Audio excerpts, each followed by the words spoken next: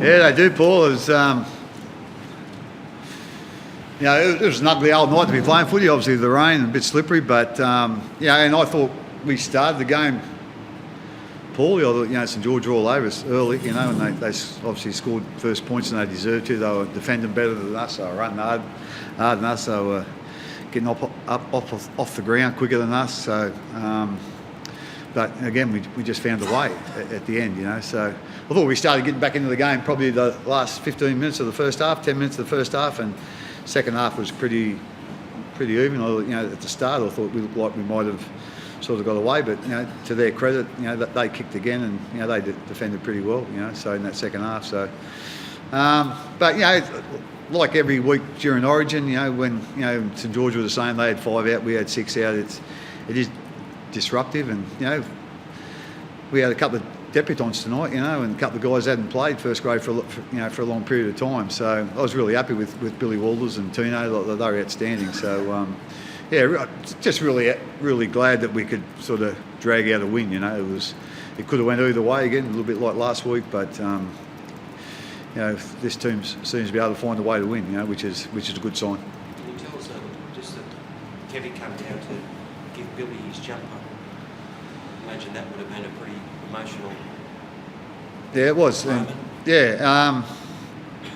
Billy's. He's been with us 2 years, and before that, he's been in the Queensland Cup for a little while. He's 24 years old, so it's these days it's not old, but it's a lot of guys make their debuts before that, and Kevy'd been to our club too, and I didn't think it was like a real bad idea to have the Origin coach in our dressing room just before the game either. So we don't usually have jumper presentations before the game. We usually do it the day before or the night before. Some days before we get on the bus to come to the game. But we thought with Kevy obviously in Origin camp, he couldn't get down any earlier than what he did. So that was just before the game started. So. We just thought it'd be a real honour for Billy, a real honour for our team as well. But I know Kevy, was really proud to do that.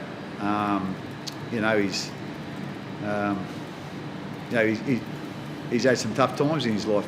Billy and Kevin, and we all know where I'm coming from there. So it was quite emotional, and Kevy got quite emotional, and Billy got quite emotional. So. It was a nice touch though, it was it's just nice to see how important sometimes the game of footy is, and it was certainly important to Billy tonight, and it was certainly important to Kevin and his family. A lot of clubs go through building years, Craig. A lot of people thought at the start of this year your team might be heading for a bit of a slide down the ladder. 6 or 8 points tonight, probably 6 at the end of the round. You don't seem to fall into that trap, do you? Well, we ain't. What's your thoughts on all that? Nah, I think we've always been a club, in that we don't concern ourselves with what we haven't got. We always concern ourselves with what we have got. And obviously, losing a player like Cooper Cronk last year and losing a player like Billy Slater this year, that's going to affect you in some way. But if you sit back wallowing in pity because we haven't got Cooper Cronk or we haven't got Billy Slater, that's not going to help anyone. So when someone leaves, someone else gets a chance, and the guys, this year, the 2 guys that have filled in at the fullback position have been outstanding for us, and Jerome come up with the win, the try to put us in front tonight. Pappenhausen's been outstanding wherever he's played for us. So, sometimes, obviously, we still miss Billy with his ability to organise our defence, without a doubt. We still miss his organisational skills with the ball and to get the ball in the right place at the right time, But that's all other stuff, these guys are learning. And but as I said, whoever comes in the team, that's what we're concerned about. And whoever's not there, well, again, that's past history, and we just got to get on with playing footy and preparing the best we can, and hopefully playing the best we can. Craig, on there still have Cam Smith plays 400 games. Yeah. Amazing. Yeah, it is. Still, Yeah. He's 399 tonight, accused of goal against a game for it. Yeah. I don't think anyone can pump his tyres up any more than they're already pumped up. So I'd come out and say, other than finals games, I don't know whether this club will ever have a more important game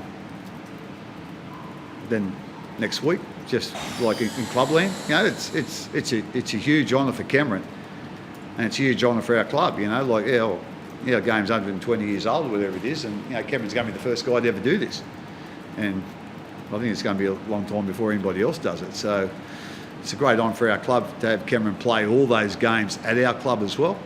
So we see it as a really big occasion next week for him, and hopefully we can play. I suppose to honour him and his achievements in the game, and hopefully that'll be a big week for us building up. But we've got to make sure we prepare well and hopefully play well next week. Speaking of milestones, like it's your 300 winners Oh, NRL coach, and obviously with one club as well. That's nice, but some people ask me sometimes what makes a good coach. Good players sort of really helps. So I've been blessed with the players that we've coached, and what they've been at our club, and the coaches have been lucky enough to coach, and But like I say, for next week, it's a really important milestone for our club, for Cameron, and for what he's done for our club and what he's done for the game. We all should salute him next week, because it's one hell of a milestone.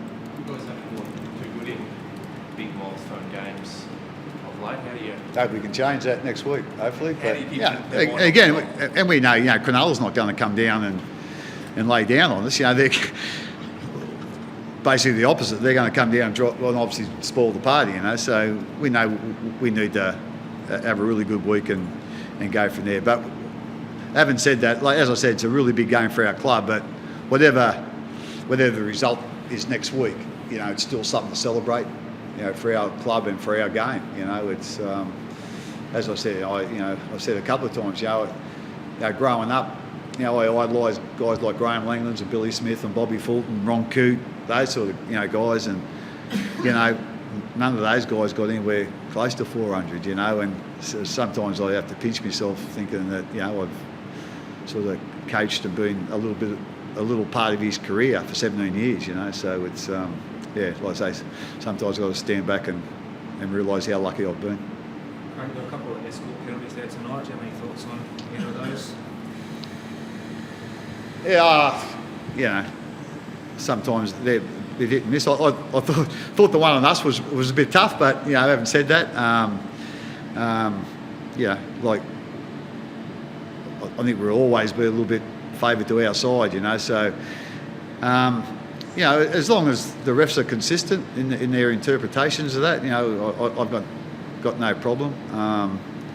But I don't think there was too many penalties in the second half, and I think there was only one after that, or there might have been two others other than that. So, like I say, I didn't probably have a real close look at them, but as I said, what we want from the decisions that happen in a game is consistency. So I'll have a good look at them tomorrow, but probably that they were quite similar, and so I suppose it was fair enough. I guess they're damned if they do and they're damned if they don't. No, it's true. In that situation, because especially the death in a match when two teams are locked on the scores, you want to see it make the tough calls. Did you think it was an escort penalty? Yeah, I thought it was. But having said that, if I was on the other side, I might have thought it was a tough call too. But the couple of times I looked at it, I thought it was a penalty. But as I said, that was going our way, so that's probably an easy decision to make.